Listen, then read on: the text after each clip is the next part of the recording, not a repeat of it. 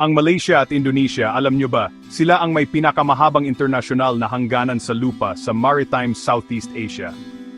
Umaabot sa humigit kumulang 2,019 at kalahating kilometro sa buong isla ng Borneo. Ang hangganan ng lupa na ito sa pagitan ng Malaysia at Indonesia ay talaga namang ang pinakamahabang internasyonal na hangganan ng lupa sa rehiyon na pinagsasaluhan lamang ng dalawang bansa.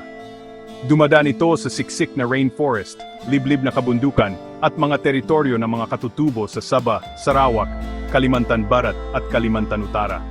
Kaya, ang hangganang ito ay hindi lang isang hangganan ng politika, ito rin ay isang buhay na daanan ng pinagsasaluhang ecosystem, kultura at kasaysayan.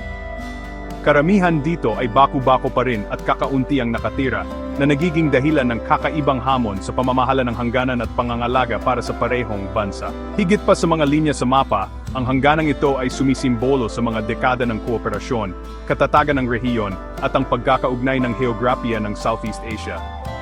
Alam niyo ba, ito ang pinakamahabang hangganan ng lupa sa Southeast Asia sa pagitan ng dalawang bansang maritime.